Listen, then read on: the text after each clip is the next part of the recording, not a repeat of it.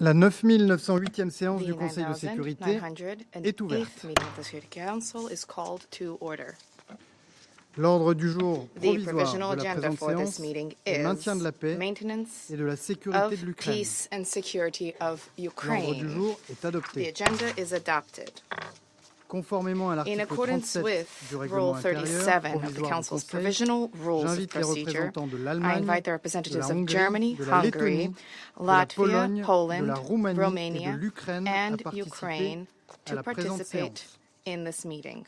Il en est ainsi It décidé. is so decided. Au nom du Conseil, je On souhaite la bienvenue à behalf son of Excellence the Madame Council, I wish Mariana to Betsa, welcome Madam vice-ministre des Mariana Affaires Betsa, étrangères de Deputy l'Ukraine. Minister for Foreign Affairs of Ukraine.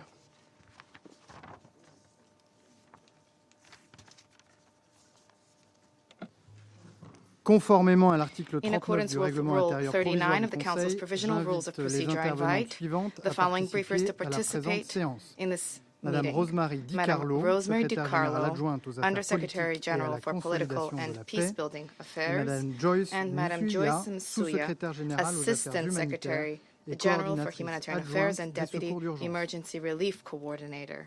Il en est ainsi It is décidé. so decided. Conformément à In l'article accordance 39 with du Rule règlement 39 intérieur of the provisoire du Council's Conseil, provisional rules of j'invite procedure, également son I also Excellence invite Monsieur His Stavros Excellency Lambrinidis, Mr. chef de Stavros la délégation de l'Union Lambrinidis, européenne Head of auprès de Delegation of the l'Organisation des European Nations Union to the Unies, United à Nations, participer to à la présente participate séance. in this meeting. Il en est ainsi It is so décidé. decided. Examen du point 2 de l'ordre du Consideration jour. of item Le Conseil de 2 of the sécurité va agenda. maintenant The Security aborder Council will now l'examen du begin point 2. its consideration Je of donne à item présent 2 la of the parole agenda. I à now give the Madame floor Rosemary to DiCarlo. Madam Rosemary DiCarlo. Thank you, Mr. President. Today's meeting is taking place at a potential inflection point in the three-year war in Ukraine. In the past few weeks, we have seen intensified efforts to bring the parties to negotiations. These initiatives offer a glimmer of hope for progress towards a ceasefire and an eventual peaceful settlement. At the same time, we continue to witness relentless attacks on Ukrainian cities and towns. These strikes have killed and injured many civilians and caused widespread destruction in residential areas and civilian infrastructure. Last week, Russian forces launched one of their most devastating assaults to date. On the night of 23-24 April, a massive combined missile and drone attack targeted multiple regions of Ukraine, including Kyiv, Zhytomyr, Dnipropetrovsk, Kharkiv, Poltava, Khmelnytsky, Odessa, Sumy, and Zaporizhia. In Kyiv alone, multiple residential buildings were hit. At least 12 people were reported killed and more than 70 others injured, including several children, making it the deadliest attack on the capital in 9 months. This attack followed other deadly strikes. On Palm Sunday, a missile struck the historic center of Sumy, reportedly killing 35 people. Earlier, a strike on Kryvyi Rih killed 18 people, including 9 children at a playground. This attack stands as the deadliest single strike against children since the start of Russia's full-scale invasion. Other cities, including Dnipro, Odessa, and Zaporizhia, have also been subjected to repeated attacks in recent weeks. In frontline areas, civilian casualties are reported daily. Shelling, the use of glide bombs, and first-person view drone attacks in Kherson, Donetsk, Sumy, and Kharkiv regions have resulted in increased civilian casualties. On 23 April, a drone strike on a civilian shuttle bus in Dnipropetrovsk region reportedly killed at least 9 people and dozens more were injured. Most of them were women who worked at a nearby mining and processing plant. Mr. President, as of 24 April, the Office of the High Commissioner for Human Rights had verified 151 civilians killed and 697 injured in the month of April. With verification ongoing, this figure is expected to surpass the March figures, which were already 50% higher than in February. And since February 2022, OHCHR has verified 13,015 civilians, including 699 children killed, and 31,628 more civilians, including 2,016 children, injured in Ukraine. We have also noted recent media reports quoting local Russian authorities that indicate civilian casualties in the Kursk, Bryansk, and Belgorod regions of the Russian Federation. These include alleged Ukrainian strikes on 23 and 24 April that reportedly killed 3 people in the Belgorod region. We condemn all attacks against civilians and civilian infrastructure, wherever they occur.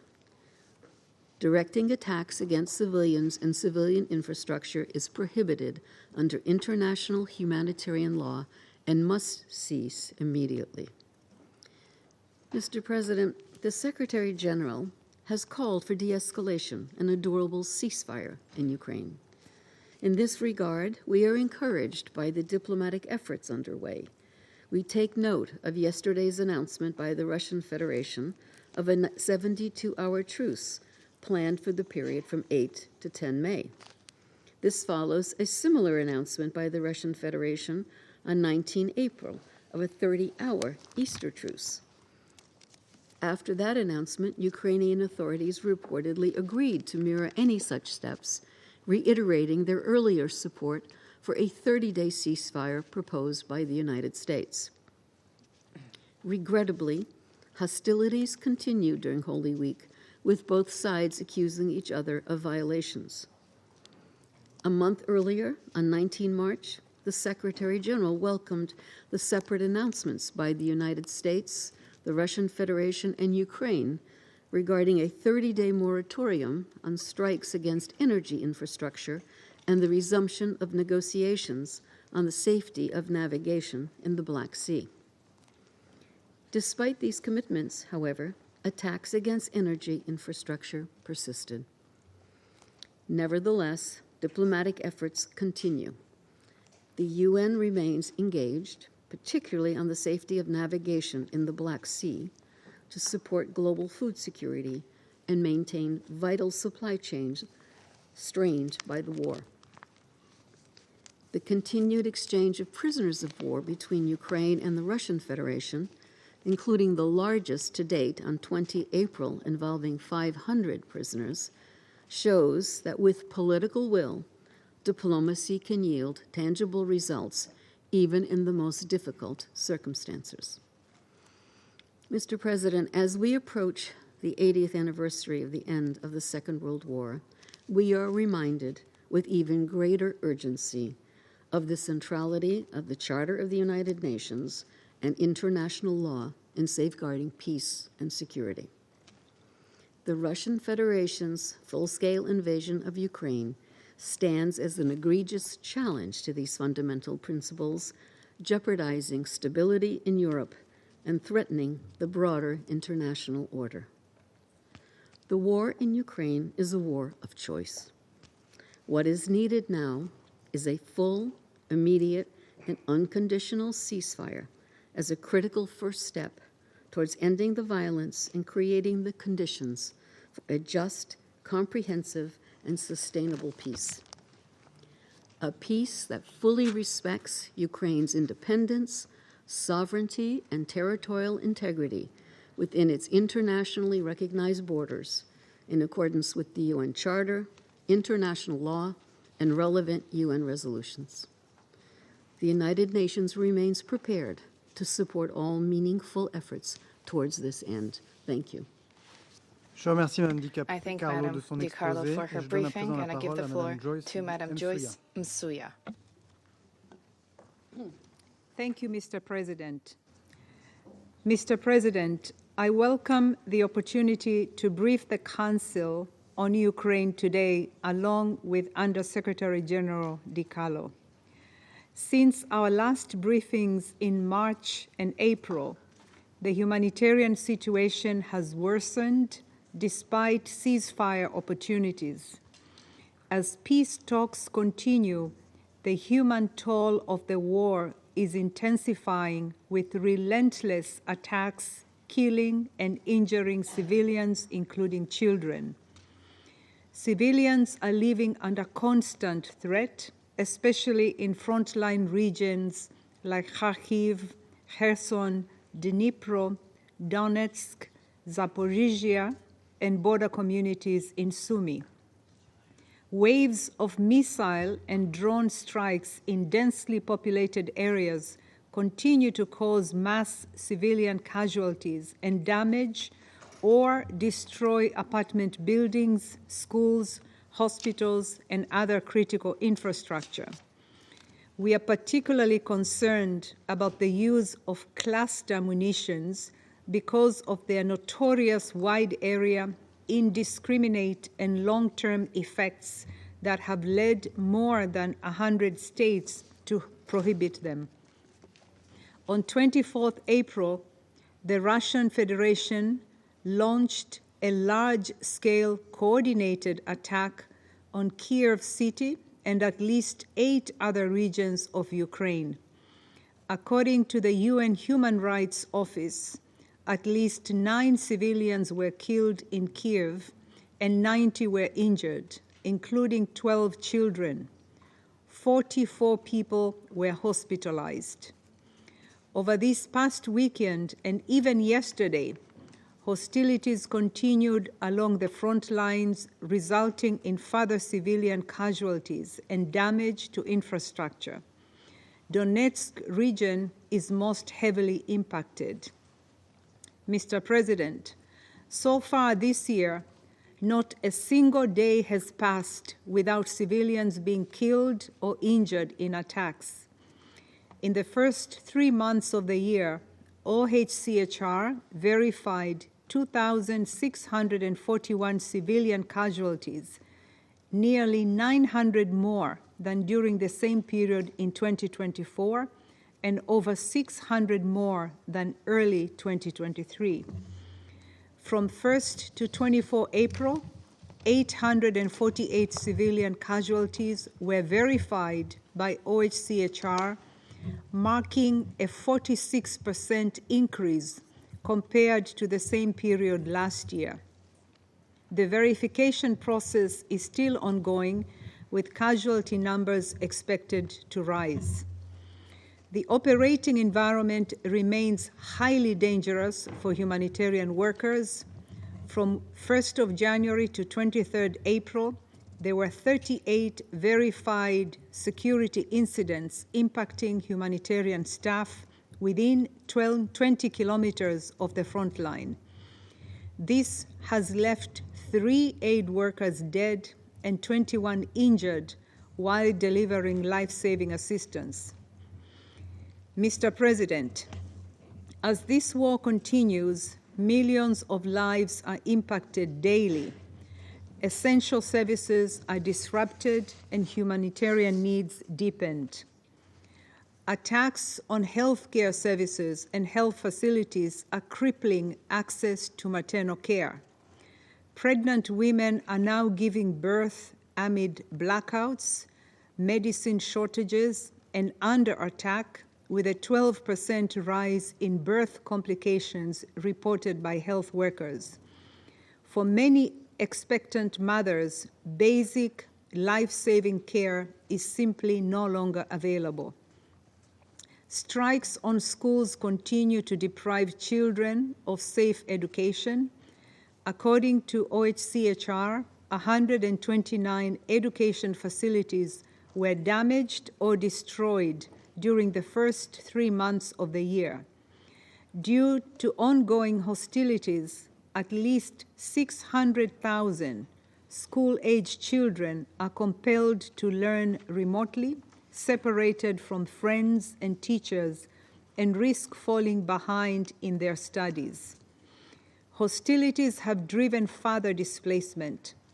The International Organization for Migration reports that nearly 40,000 people have been uprooted from their homes this year, mainly in the frontline regions of Kherson, Kharkiv, Donetsk, the border areas of Sumy, and elsewhere. In total, nearly 3.7 million people remain internally displaced within Ukraine, and according to the UN High Commissioner for Refugees, almost 7 million Ukrainian people are registered as refugees, most of them in Europe. Women and children, as in many global crises, continue to bear a disproportionate burden. As the war drags on, the toll on them increases. UN Women reports that sexual and gender-based violence has surged by 36%, while domestic violence has spiked by 20% in just the past year. Nearly 2.5 million women and girls urgently need specialized protection services, yet resources remain dangerously thin. Mr. President, since our last briefing, local media have reported on civilian casualties and damage to civilian infrastructure in Bryansk and Kursk regions of the Russian Federation. I must emphasize once again, under international humanitarian law, civilians and civilian objects must be protected. This means that indiscriminate attacks are strictly prohibited. It also means that parties must take all feasible precautions to avoid civilian harm, whether they are launching attacks or defending against them. And we lack safe, unimpeded humanitarian access to reach an estimated 1.5 million civilians in need in areas of Donetsk, Kherson, Luhansk, and Zaporizhia, currently under occupation by the Russian Federation. Once again, international humanitarian law is clear. All parties must allow the rapid and unimpeded passage of humanitarian relief for civilians in need and ensure that humanitarian workers can move safely and freely. Obstructions that leave the civilian population without the essentials to survive run contrary to this obligation. Mr. President, nearly 13 million people in Ukraine need humanitarian aid, including women, children, older persons, and people with disabilities. With thanks to donors for their support, the UN and partners are doing their utmost to respond. In the first 3 months of 2025 alone, over 340 humanitarian organizations, largely national NGOs, reached an estimated 2.3 million people with life-saving assistance. Aid delivery has been most extensive in frontline areas, providing food, provision of emergency water, essential medicines, and emergency health services. Due to the sharp contraction in humanitarian funding and the subsequent global humanitarian reset, the UN and partners have further reprioritized the Ukraine humanitarian needs and response plan to focus on reaching 4.8 million people with urgent life-saving aid in 2025, requiring $1.75 billion.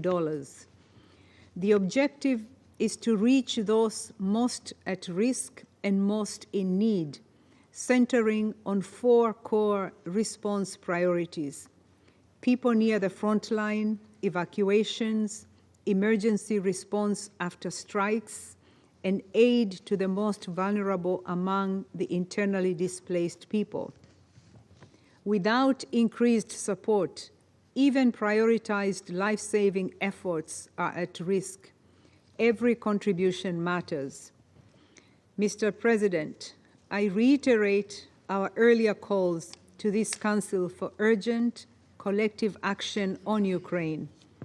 First, ensure the protection of civilians, including humanitarian and health workers and critical infrastructure, and ensure that humanitarians have safe, rapid, and unimpeded access to civilians in need wherever they are.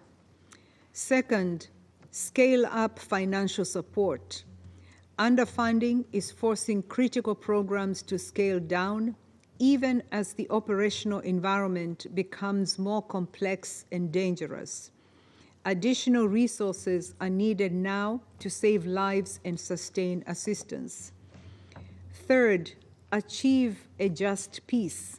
Every effort, whether aimed at a temporary pause or a lasting agreement, must prioritize the protection and needs of civilians. Thank you, Mr. President. Je remercie Madame Msuya de son I thank exposé Madame et je vais Msuya for maintenant her faire une briefing, déclaration and I shall en now ma make a qualité statement de in my ministre de capacity l'Europe as et des Minister for Affaires Europe étrangères and de la Foreign France. Affairs of France. Mesdames, Messieurs les ministres, Mesdames et Messieurs, j'aurais voulu Ladies and gentlemen, ne pas ministers, avoir ladies à and convoquer gentlemen, I should have liked avec not to nos have had to partenaires européens convene with cette the European réunion du partners Conseil de today's sécurité meeting of the sur Security l'Ukraine. Council on Oui, Ukraine. mais la guerre Yes, d'agression de haute but intensité the menée par high-intensity la war of Russie aggression, which is being continue waged de by ravager Russia, l'Ukraine, continues to comme ravage l'ont rappelé Ukraine, la as was sous-secrétaire générale des recalled Nations to Unies, us la by the secrétaire générale Undersecretary adjointe, General and the avec des Assistant Secretary conséquences General, humanitaires with dramatiques, tragic en humanitarian violation du droit consequences in international, violation of en international violation de la law charte and in des violation Nations Unies, of the very de charter notre of the charte. United Nations, our Alors, charter. comment en How sommes-nous did arrivés là? we arrive at this point? Au commencement se trouve At its l'aspiration des crux was Ukrainiennes the et des aspiration of the Ukrainiens Ukrainian à la people liberté et la towards démocratie freedom and que democracy, la Russie a which voulu réprimer Russia sought to sur le repress Maïdan in en Maidan 2014. in Il y a 10 ans, un 2014. cessez-le-feu 10 fragile était years ago, a décidé à fragile Minsk. ceasefire was decided Il upon fut at violé par 20 Minsk. fois. This was violated 20 Il y a 3 times. ans, 3 years la ago, Russie the lançait son Russian invasion à grande Federation échelle de launched l'Ukraine, its une guerre large-scale d'agression invasion unilatérale, of Ukraine, brutale, a unilateral, brutal, injustifiable, qui doit enfin unjustifiable cesser. war of aggression Une which guerre must qui n'était finally pas end. défensive, A war which was qui n'était not pas defensive, inévitable. which was not Une guerre qui n'était pas inevitable, a justifiée et war qui which reste was injustifiée. not Elle justified est tout and simplement is not l'expression d'un justifiable. projet This was révisionniste merely assumé. the expression of a blatantly Mesdames et messieurs, le revisionistic 24 agenda. février Ladies and dernier, gentlemen, on the 24th of le February Conseil de last, sécurité the a Security adopté une Council résolution adopted américaine a U.S. et je veux la resolution, citer pour rappel. and I wish to quote C'est la this résolution resolution. This is 2774. resolution Le Conseil de sécurité 2774. The demande Security instamment qu'il soit Council mis fin au urgently conflit calls for dans an les plus end brefs to the délais. conflict as soon as possible.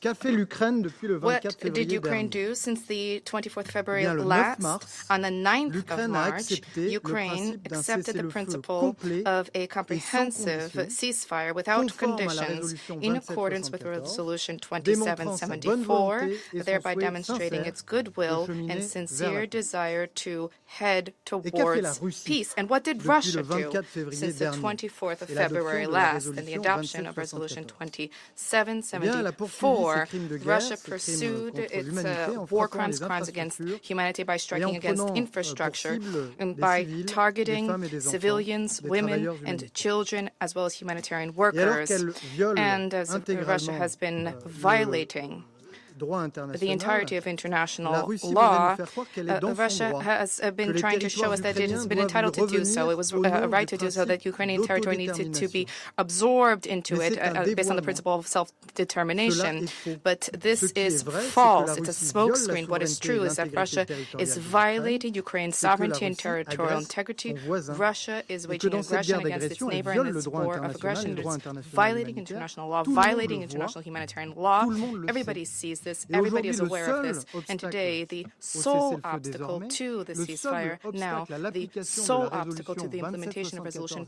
adoptée par ce 2774, which was Conseil adopted by the le Security 24 Council février on dernier, 24 c'est February Vladimir last, Poutine. is Vladimir Alors Putin. pourquoi? Why then? Pourquoi Why? s'opposer ainsi à l'application de Why cette there, résolution? in this way, Sans object doute la Russie to de and oppose Vladimir implementation Poutine of resolution? voudrait-elle Vladimir Putin's pousser Russia jusqu'à une is capitulation seeking de to l'Ukraine? push Ukraine towards Mais la capitulation, France, comme to beaucoup achieve d'autres membres Ukraine's de ce capitulation. Conseil, France, s'y like a number oppose et of other members of continuera the de Council, s'y opposer. opposes this and will D'abord continue parce to qu'il do s'agit so. d'un enjeu First de and foremost, sécurité because this pour is l'Europe a matter et pour la of France, security que of la Europe Russie and cherche à security of déstabiliser. France, which Russia has been Parce que oui, striving to mesdames et messieurs, destabilize. la Because France yes, est ladies and déjà gentlemen, prise pour France cible. is already being Depuis targeted. le début du conflit, Since notre the start of pays, the soutien conflict, de our l'Ukraine, country, a est supporter of visé par Ukraine, des has been cyberattaques targeted russes émanant by du Russian GRU, cyber le service de attacks renseignement emanating from the militaire russe, GRU, the Russian selon le mode military opératoire intelligence APT-28. services based on the Elles ont visé une douzaine APT-28 d'entités operating françaises, mode. services publics, This is they have entreprises, targeted dozens organisations of French sportives entities, liées aux including Jeux public olympiques et services, paralympiques de Paris businesses, 2024. athletic organizations linked Nous to the condamnons ces 2024 Paris cyberattaques avec la Olympic plus grande and fermeté. Paralympic Games. We Elles sont emphatically indignes condemn d'un these membre cyber permanent du attacks. They are Conseil de sécurité unworthy et of a permanent contraires member au of the cadre Security fixé Council, par les and Nations they Unies. run Elles doivent counter donc to the cesser framework sans set délai. out by the United Nations, and they must Mais be si brought la to an end France, comme immediately. d'autres membres But de if ce Conseil, France, like other members of the s'oppose Security à Council, toute forme de opposes any capitulation form of de l'Ukraine, ce n'est pas capitulation of seulement pour Ukraine, la sécurité this is de not l'Europe, merely pour la due sécurité to de la concerns for France, security of Europe and c'est security aussi of pour la France. paix This is et pour la also a sécurité matter du of monde. peace and Parce security, qu'une telle issue international peace à and la guerre security, because such an consacrerait outcome of the la loi world du plus fort. would Elle entrench entraînerait and enshrine inévitablement le monde dans the une might course makes effrénée right. aux armements This would et bring the sans world doute on à la a prolifération. the path Alors je crois towards qu'il a faut tout simplement arms race and revenir proliferation. à certains And des so I think principes we need to élémentaires revert de back notre to some charte. of the core Je veux là principles of the aussi Charter of the rappeler United pour Nations, which I wish to rafraîchir la recall mémoire to à tous les membres de refresh ce everybody's Conseil. memories. Au chapitre 1, à Article l'article 1, 2 et à l'alinéa Article 4, 2 and il est écrit 4 que les membres de states that l'Organisation des all Nations Unies members of the s'abstiennent dans leurs organization shall relations refrain in their internationales de international recourir à la relations menace from the ou à threat or l'emploi de la use force, of soit force contre l'intégrité against the territoriale ou territorial l'indépendance integrity or politique de political tout État, independence of soit de any toute autre state manière or in any incompatible other avec des manner buts des Nations inconsistent Unies. with the purposes of the Alors United revenons à Nations. des That is principes Article simples. 2, Chapter 1. Les So agresseurs let's ne revert doivent back to a pas simple être principle. récompensés aux dépens des These agressés. aggressions should not Les be frontières sont rewarded at the cost intangibles. of the Les aggressed. États, quels qu'ils soient, Borders souverains. are Et inviolable j'en and appelle donc au states président are Poutine sovereign. So pour therefore, I lui call dire upon cessez le President feu, Putin, cessez cease le feu, fire, cessez cease le feu. fire, Et c'est alors cease que fire. la paix And redeviendra possible, this une is paix when juste et peace, véritable, just une and paix meaningful conforme à la peace will Charte des become Nations possible, Unies a et au peace droit in accordance with the international, Charter of the United Nations, une paix in qui accordance with respecte la international law, souveraineté, a peace that l'intégrité respects territoriale, the la sovereignty, sécurité territorial de integrity, l'Ukraine. and security of Et je crois que nous Ukraine. pouvons And y parvenir. I think that we Et can c'est pourquoi, achieve this, and saluons this les is efforts de why we médiation applaud engagés the notamment mediation par efforts that les have been États-Unis undertaken by the United d'Amérique et au States of plus haut America niveau.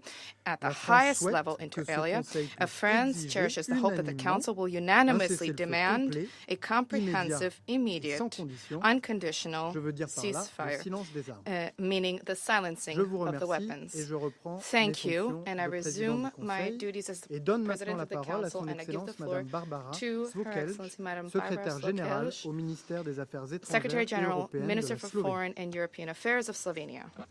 Thank you very much, Mr. President. And again, good afternoon to everyone. I would like to thank also to Under-Secretary General DiCarlo and Assistant Secretary General Msuya for their comprehensive briefings. Mr. President, from the onset of this war, Slovenia was pushing for peace. Peace between Ukraine and Russia. Peace in Europe.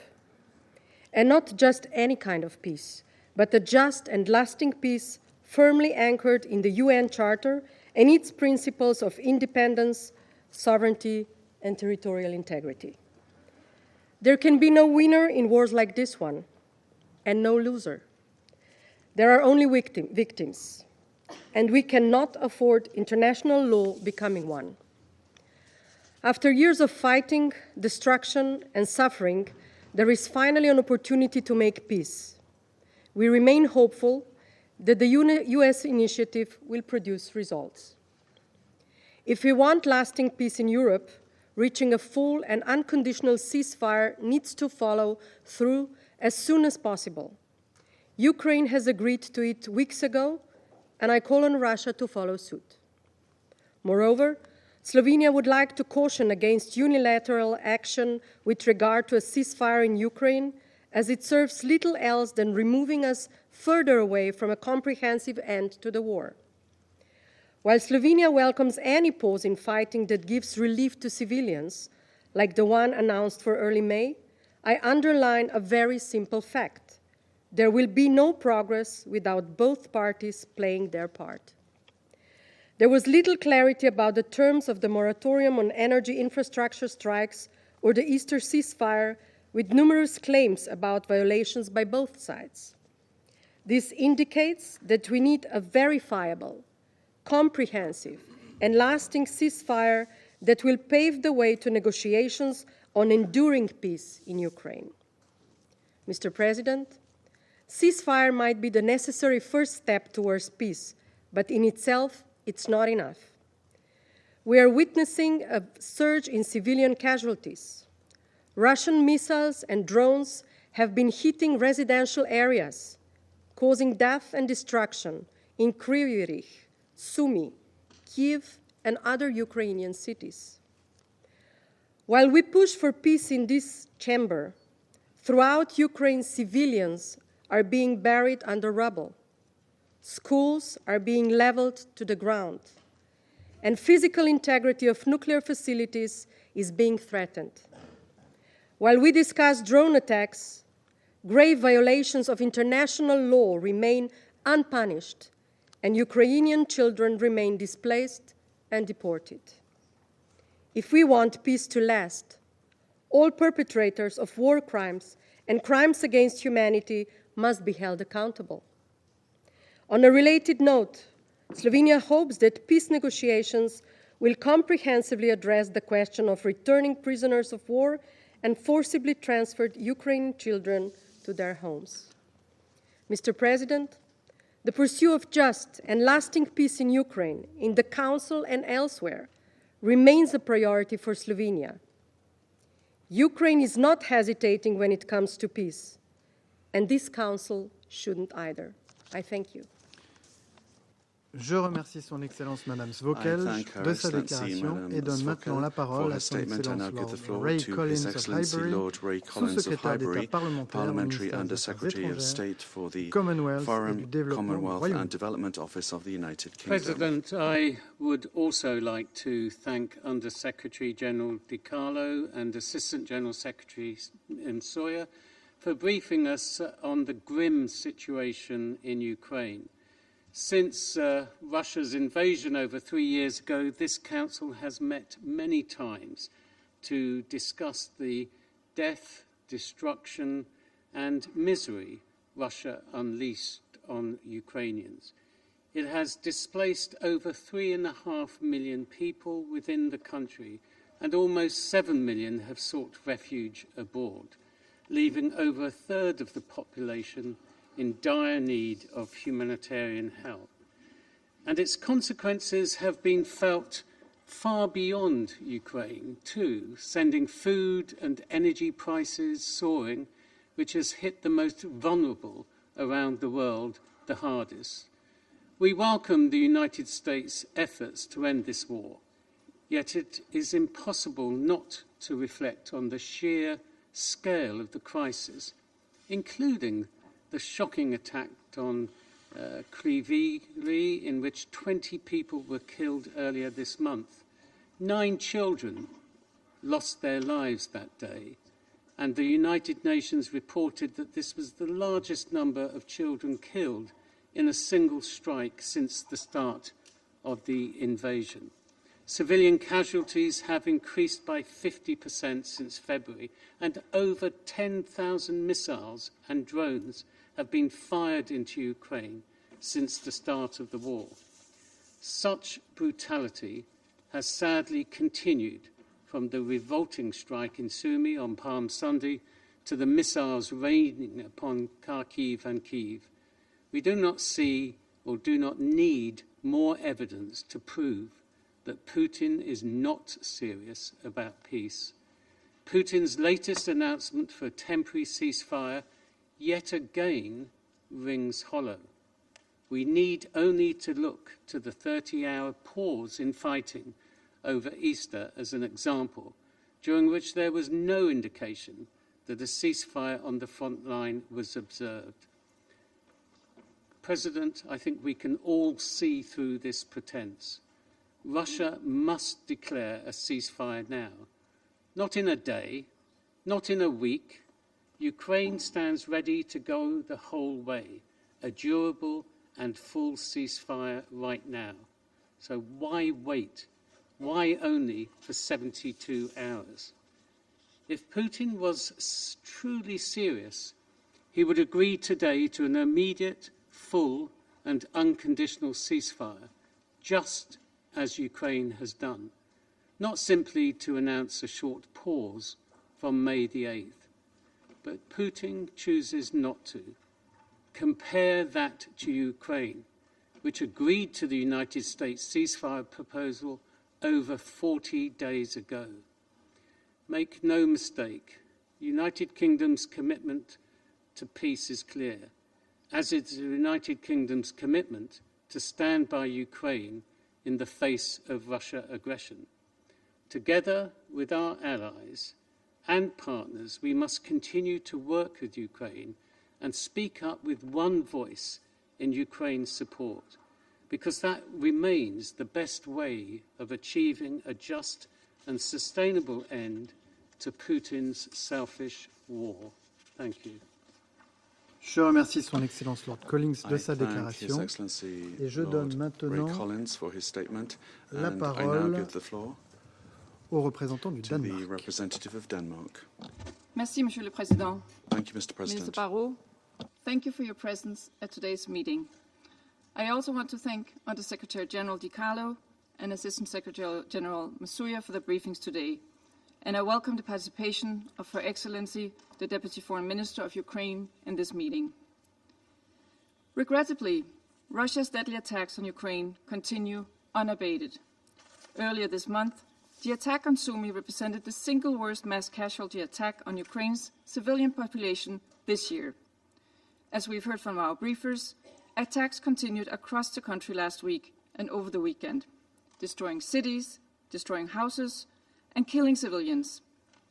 On April 24, Russia carried out a large-scale attack on residential areas in Kyiv and surrounding regions, killing at least 12 civilians and injuring 70, including children.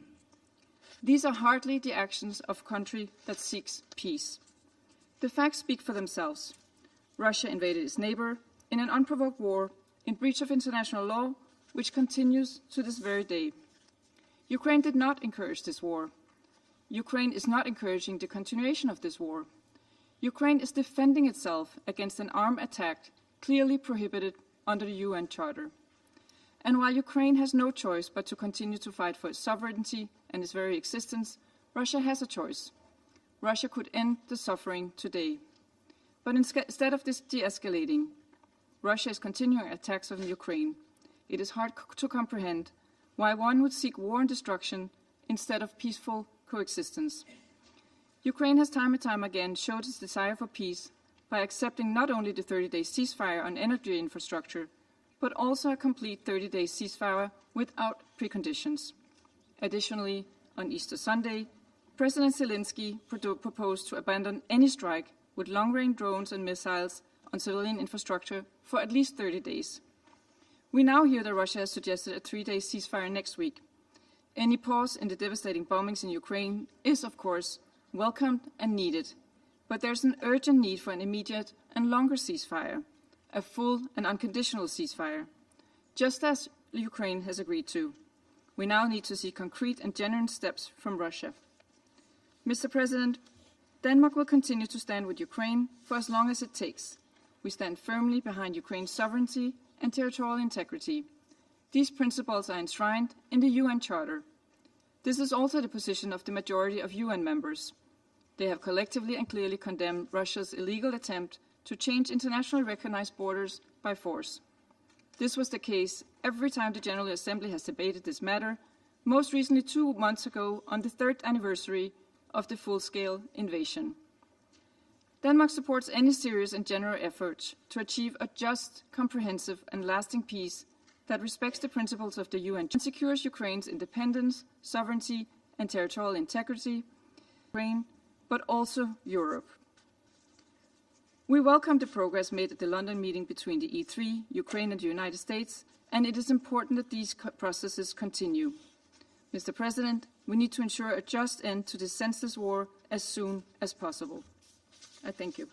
Je remercie la représentante du Danemark. I thank the Et je donne la parole au representative of Denmark, représentant and I de la give the Grèce. floor to the representative of Je Greece. voudrais remercier la I would like présidence to française du thank the Conseil French d'avoir presidency convoqué of the cette Council for réunion convening et this saluer la meeting, présence de and I son warmly Excellence, welcome Monsieur le ministre you, de Your l'Europe et des Excellency, Affaires the étrangères de Minister la of Foreign France dans Affairs cette and chambre. Europe of France Je in voudrais this également chamber. remercier I would la also secrétaire like to générale thank adjointe Under Madame Secretary DiCarlo et General la secrétaire DiCarlo générale and Madame Assistant Msuya Secretary pour General l'intervention Msuya très for intéressante. their very informative Mr. briefings. President, the Council remained seized multiple times this month in many forms and settings of the repercussions of Russia's continuing aggression against Ukraine. Despite recent efforts for peace, led by the United States, the Russian military has continued to strike Ukrainian cities and civilian infrastructure, killing and injuring civilians, among them children, women and elderly. As the head of the Human Rights Monitoring Mission in Ukraine stated after the recent shelling of Kyiv, these scenes of destruction and suffering reflect a deeply disturbing trend, civilians bearing the brunt of ever more intense and frequent attacks. The effect of warfare, particularly on children, is immeasurable. The war in Ukraine has affected a whole generation of children, either by claiming their lives or by severely impacting their psychosocial well-being. Greece condemns in the strongest terms any attacks against civilians and civilian objects and calls on Russia to immediately cease targeting residential areas and critical infrastructure in Ukraine. International humanitarian law dictates that all parties to conflicts must take every possible measure to spare civilians from harm. Adherence to these principles constitute not only a legal requirement, but also a moral imperative and should also go in hand with accountability for the perpetrators and justice for the victims.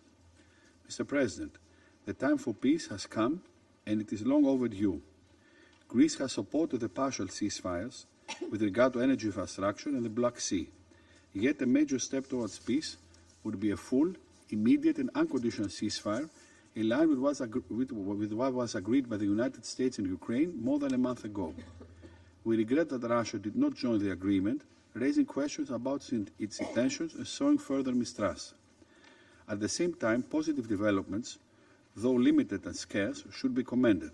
In that respect, we welcome the latest exchange of prisoners on April 19th and hope for the continuation of this practice. Mr. President, Greece reiterates that the overarching goal remains a just, comprehensive and lasting peace achieved through inclusive diplomacy in line with the UN Charter and international law that upholds Ukraine's sovereignty, independence and territorial integrity. That was a clear message sent by the international community through multiple General Assembly resolutions, the latest of which in late February. Only Ukraine has the right to decide on its future and on accepting any peace formula. However, sustainable peace requires credible security guarantees to preclude the recurrence of war and ensure that Ukraine remains a sovereign and independent state in charge of its own destiny. En conclusion, Votre Excellence, in closing, Your Excellency, steadfast in its commitment to international law and the UN Charter, Greece reaffirms that it is imperative that we all work towards achieving peace and an end to the destruction and suffering in Ukraine. The security of Ukraine has far-reaching repercussions for global security and stability. Therefore, a just and lasting peace needs the active support of us all, of all the international community. I thank you. I thank the representative of Greece, and I now give the floor to the representative of the United States. Merci beaucoup, Monsieur le Président. Thank you very much, Mr. President. And thank you, Undersecretary General DiCarlo and Assistant Secretary Msuya, for your briefings. Colleagues, the United States has presented a framework proposal to both Russia and Ukraine we believe could bring about a durable and lasting peace. The path to peace must begin with a comprehensive ceasefire, immediately stopping the destruction and the bloodshed. Regrettably, during the past few months, Russia has continued high-profile strikes on Ukraine, causing needless loss of life, including of innocent civilians. President Trump has called on Russia to cease these attacks and emphasized the need to immediately end the war. Both Russia and the DPRK have openly touted the presence of DPRK troops on the battlefield, a serious escalation and part of a military partnership that violates resolution of this council and enables Russia to continue these strikes. Right now, Russia has a great opportunity to to achieve a durable peace. The burden for ending the war rests with Russia and with Ukraine. It is up to the leaders of both these countries to decide whether peace is possible. If both sides are ready to end the war, the United States will fully support their path to a lasting peace. Monsieur le Président, colleagues, the benefits for Ukraine and Russia accepting the U.S. proposal are immense. Their economies can begin to grow, their cities to rebuild, and their peoples to heal. Conversely, the risks that accompany more war are immeasurable. The harm would disproportionately fall on ordinary Ukrainians and Russian families who overwhelmingly desire peace. We urge both Ukraine and Russia to accept peace. We ask our fellow council members and all UN member states to support the path to peace. Je vous remercie, Monsieur le Président. Thank you, Mr. President. Je remercie le représentant I des thank the États-Unis et je representative donne of the maintenant United la parole States, au and I now give the représentant floor du to the representative of Pakistan. Thank you very much, Mr. President. I thank Undersecretary General Rosemary DiCarlo and ASG Joyce Msuya for their comprehensive briefings. This Council meets yet again for the third time this month to deliberate on the consequences of the protracted conflict in Ukraine. It is deeply regrettable that hostilities persist, with severe and disproportionate humanitarian consequences, particularly for civilians and critical infrastructure. The escalating human toll is distressing and demands urgent attention. Mr. President, as we have repeatedly stated, Pakistan remains profoundly concerned by this conflict's devastating regional and global repercussions, especially for the developing nations. Allow me to make 3 points here. First, the protection of civilians and civilian infrastructure is a fundamental obligation under international law, including international humanitarian law. All parties must uphold these principles without exception.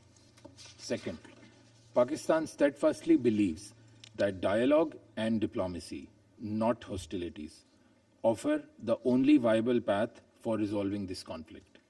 It is in this spirit that we supported the United States-led peace efforts, including the Security Council Resolution 2774, applauded the limited ceasefire understandings reached in March this year, welcomed the declaration of a ceasefire on the occasion of Easter, and also positively note the announcement of another period of limited ceasefire next month. Third, the fragile foundation of peace laid down by the recent diplomatic efforts need to be consolidated. This can only be achieved through a sincere and sustained dialogue, which is constructive and meaningful. We commend the United States for their continued mediation efforts and also appreciate United Arab Emirates' role in facilitating recent POW exchanges. Mr. President, Pakistan's position on the Ukraine conflict has remained consistent. From the outset, we have advocated for an immediate cessation of hostilities and a negotiated settlement. We urge the parties to heed the global call for peace and genuinely work towards a permanent ceasefire as the stepping stone for a comprehensive, just, and durable solution. In closing, Mr. President, Pakistan reiterates its firm support for a peaceful resolution of this conflict, emphasizing further that a constructive and inclusive dialogue process involving stakeholders from the European continent, anchored in the principles of the UN Charter, international law, the relevant multilateral agreements, and which addresses the legitimate national security interests of all sides, is essential for achieving lasting peace in the region. I thank you, Mr. President. Je remercie le représentant I thank the representative of Pakistan for his statement, and I'll give the floor to the representative of Algeria. Thank you, Mr. President. At the outset, I would like to thank Undersecretary General Mrs. Rosemary DiCarlo and Assistant Secretary General Ms. Joyce Msuya for their valuable briefings. Mr. President, Unfortunately, the ongoing war between Russia and Ukraine continues, as well as the growing number of innocent victims among unarmed civilians, including women and children, and the elderly continue to fall. This is also continuing along with the suffering of civilians who have become a consequence to this war because of the targeting of their homes or the critical civilian infrastructure, including health, education, and energy facilities. Before this situation, huge numbers of civilians, unarmed civilians, continue to flee conflict zones in search of safe havens where they can find protection along with their families in the face of such confrontations and the loss of any hope for a return to their homeland. In addition to the above, the repercussions of this war continue to impact so many parts of the world and peoples, especially developing countries. This comes with huge energy and food crises. In light of those different challenges, we would like to underscore the following points today. First, Algeria stresses its strong belief that the escalation of tension and polarization will not bring us close to any peaceful solution in any way. Thus, Algeria renews its call to both parties to engage in a comprehensive constructive dialogue to reach a peaceful, just, and permanent, durable solution to this conflict. Diplomatic efforts and constructive negotiations alone can find a durable solution underpinned on the principles and purposes of the UN Charter, a settlement that will take into consideration the legitimate security concerns of both parties. In this vein, our hope is that the current diplomatic effort would lead to a comprehensive and durable ceasefire as a first step to reach a durable solution to the conflict. Second, targeting civilians and civilian infrastructure is a flagrant violation of international law, including international humanitarian law. This is unacceptable by all standards. Therefore, we renew our call to both parties on the need to respect the principles of international humanitarian law by prioritizing the safety and security of civilians and civilian infrastructure and putting an end to the suffering of civilians. نرى أنه من الضرورة بمكان أن يستغل المجتمع الدولي الزخم الحالي أحسن استغلال وأن يضاعف جهوده الدبلوماسية الرامية إلى تقريب وجهات النظر وتوحيد الرؤى وأن يعمل على تهيئة الظروف المواتية لتسهيل الحوار والمفاوضات لإنهاء هذه الحرب وتبقى الجزائر ملتزمة بدعم أي جهود دبلوماسية شاملة تهدف إلى وضع حد للمعاناة وإيجاد حل سلمي عادل ودائم لهذا النزاع وشكرا. Je remercie le représentant de l'Algérie et je donne maintenant la parole au représentant de la République de Corée. Thank you, Mr. President. I would also like to extend my gratitude to USG DiCarlo and ASG Msuya for their briefings and their tireless efforts for international peace and security. We are deeply troubled by the escalation of attacks in Ukraine. The large-scale and indiscriminate attacks carried out by Russia last week, including those targeting Kyiv, which killed at least 12 people and injured over 90 others, remind us yet again of the urgent need to bring this senseless war to an end without delay. Such attacks against civilians and civilian infrastructure, which constitute violations of international humanitarian law, seriously undermine ongoing diplomatic efforts aimed at securing a sustainable ceasefire and a peaceful resolution to the conflict. Mr. President, millions of rounds of North Korean ammunition are being used on the battlefield. North Korean artillery systems and the KN-23 missiles have claimed innocent Ukrainian lives, including as recently on Palm Sunday. Staggering reports indicate that North Korea now supplies nearly half of Russia's frontline munitions. Without this illegal military assistance, peace in Ukraine might already have been within reach. More than a year and a half of arms transfers and other military cooperation between Russia and North Korea, including the deployment of around 15,000 North Korean troops since last October, continue unabated, in flagrant violation of multiple Security Council resolutions despite repeated international condemnation.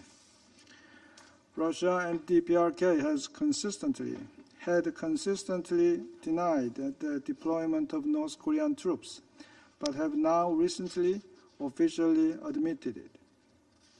In its announcement, North Korea focused on the so-called Kursk Liberation Operation based on the Comprehensive Strategic Partnership Treaty between the two countries, implying that Article 51 of the UN Charter applies, since Kursk is Russian territory.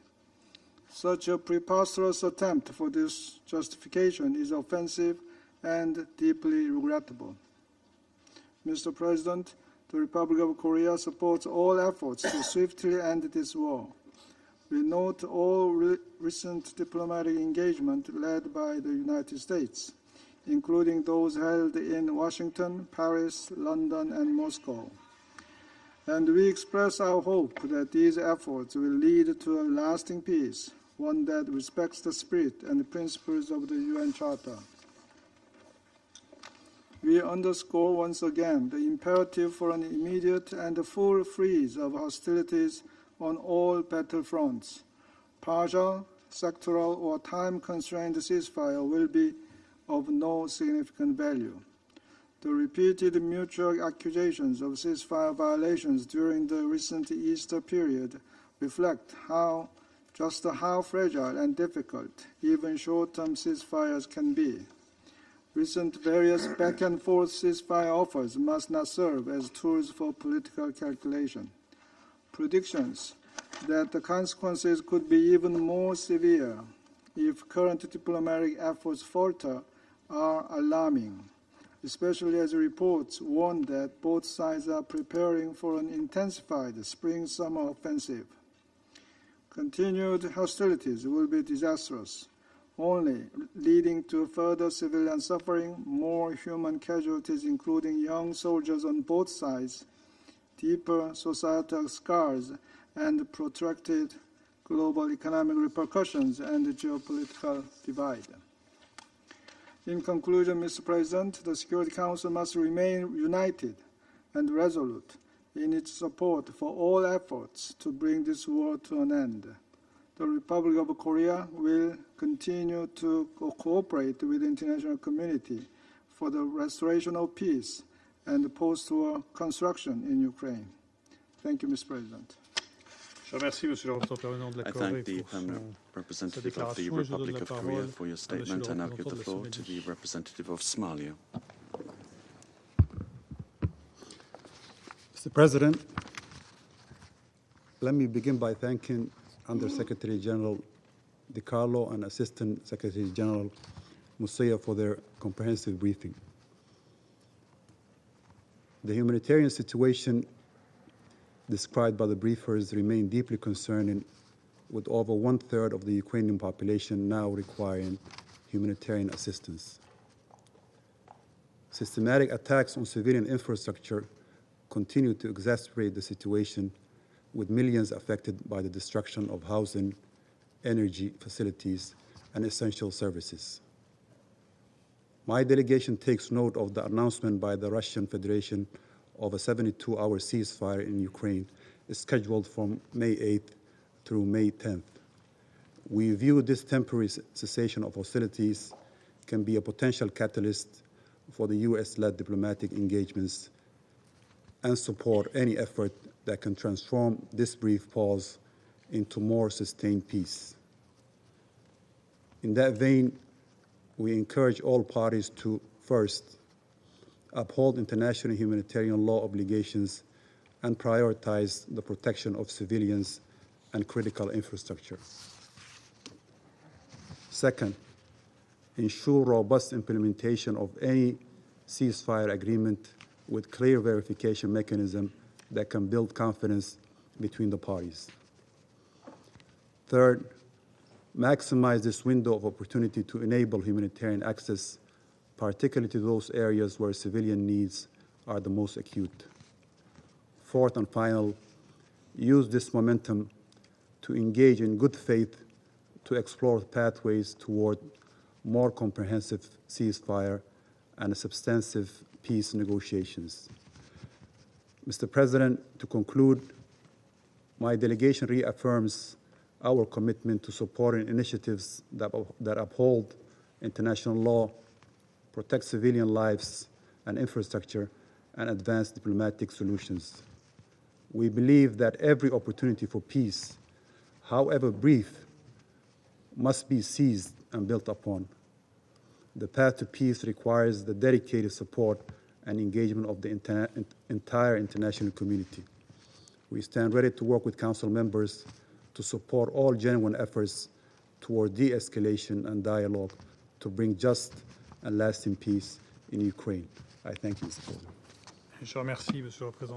I thank the representative of Somalia for his statement. I now give the floor to the representative of Panama. Thank you very much, Mr. President. We would like to thank delegations that have taken the initiative to convene this meeting, given the intensification of attacks against the civilian population and critical infrastructure in Ukraine. We would also like to thank Madam Rosemary DiCarlo, Under Secretary General, and also Madam Joyce Msuya, Assistant Secretary General, for their briefings. We would like to recognize the participation of the distinguished authorities and high-level representatives of the delegations invited to this meeting. Mr. President, this Council has engaged in numerous efforts to support all of the proposals towards a peaceful solution to this conflict, which began with the Russian invasion of Ukraine more than 3 years ago. More than once, we have seen that, as praiseworthy as intentions may be, without the willingness of those that have the real ability to build peace, our words will be nothing more than another collective failure. In February, this Council adopted a resolution with the support of Russia that aimed to find a path to peace. Unfortunately, due to a lack of genuine commitment, this did not become a reality. Together with the aspiration to put an end to the conflict, there is still the Russian refusal to commit itself to an immediate cessation of hostilities. A proof of this is the recent outbreak of indiscriminate attacks by Russia against the civilian population in Ukraine in recent weeks. According to a recent report published by the United Nations Observer Mission in Ukraine, in March, the number of civilian victims increased 50% over the figures for February, 164 deaths and 190 wounded, more than 70% increase compared to March of 2024. Very many of these losses have been the consequences of attacks targeting urban areas. In the early morning of the 24th of April 2025, a massive missile and drone attack of Russian missiles against Kiev led to at least 12 deaths and 90 wounded, including 6 children hospitalized and a pregnant woman. This was the most lethal attack against the Ukrainian capital since last summer, as was mentioned by USG DiCarlo. Panama categorically condemns all attacks and forms of violence that affect the civilian population. population. We reiterate our firm support for the call of the Secretary General for an immediate cessation of hostilities and the protection of the civilian population, with a particular emphasis on children, who should always be the priority. Girls and boys who should be learning to write and to play without fear and dreaming of their future today are learning to survive amongst air raid sirens, smouldering ruins, and farewells that should never have happened. Their suffering cries out for a response from our conscience in order to attempt to put an end to this continuous cycle of pain.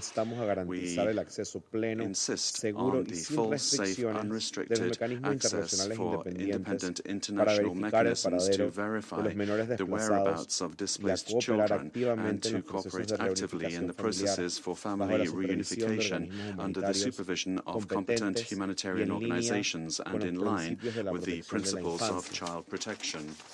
Panama would like to express our deep concern with regard to the reports indicating an alarming rate of sexual and gender-based violence, as well as difficulties in accessing sexual and reproductive health services. The psychological stress, the prolonged trauma, and the pressure on the healthcare systems, particularly in rural areas, significantly increases the risk of maternal and neonatal complications.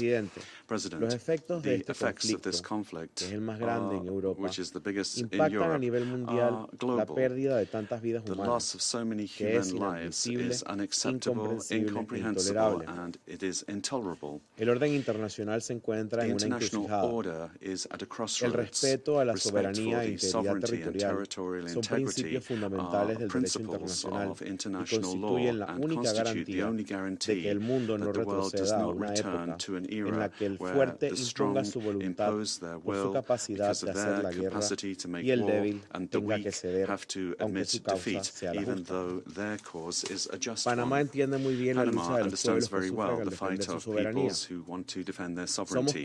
We are aware, because of our own experience, that no state has the right to unilaterally acquire the territory of another nation, and we are convinced that freedom to decide upon one's future is an inalienable right of all peoples.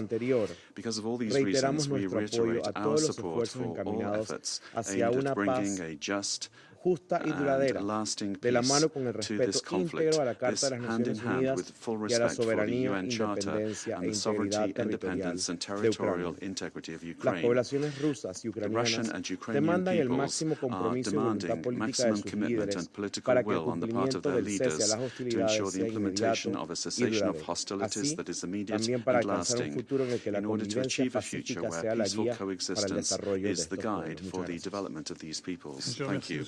I thank the representative of Panama for his statement. I now give the floor to the representative of Sierra Leone. Thank you, Mr. President. I also thank Madam Rosemary DiCarlo, Under Secretary General for Political and Peace-Building Affairs, and Madam Joyce Msuya, Assistant Secretary General for Humanitarian Affairs and Deputy Emergency Relief Coordinator for their sobering and comprehensive briefings. We also recognize the presence of all the distinguished ministers and delegations invited to this meeting. We welcome the participation of Her Excellency, Deputy Minister for Foreign Affairs of Ukraine. Mr. President, Sierra Leone remains deeply concerned by the ongoing hostilities in Ukraine and is appalled by the indiscriminate use of long-range missiles and drones, particularly in densely populated areas. Throughout this conflict, the repeated breach of the principles of distinction, proportionality, and precaution regrettably underscores a worrying state of disregard for international humanitarian law and the protection of civilian life. We therefore reiterate that the protection of civilians must remain paramount in any armed conflict, in line with the rules of war and the values of human dignity. The year 2025 has already been marked by intensifying violence, with widespread destruction and civilian suffering. The Office of the High Commissioner for Human Rights has reported that from 1st to 24th April 2025, 151 civilians were killed and 697 injured, representing a 46% increase compared to the same period last year. We further take note of reported sustained missile and drone attacks by the Russian Federation on residential areas between 18th and 25th April, as detailed in the correspondence from the Permanent Representative of Ukraine to the United Nations. The reported strikes have resulted in significant civilian casualties, including children, and the devastation of homes, businesses, and public infrastructure. The humanitarian impact of these large-scale offensives continue to deepen. As reported, thousands more have been left homeless and destitute. The destruction of critical infrastructure, including healthcare, education, and industrial facilities, has compounded an already dire humanitarian crisis. OSCHA estimates that 12.7 million people in Ukraine will require humanitarian assistance in 2025. We therefore join the call for sustained support to the Ukraine Humanitarian Response Plan, including contributions to the Ukraine Humanitarian Fund. Mr. President, in view of the mounting toll of this conflict, Sierra Leone urges all parties to immediately cease hostilities and to commit to a political process that prioritizes dialogue over destruction. We acknowledge and continue to urge international engagement, particularly by the United States, to facilitate conditions for a lasting ceasefire.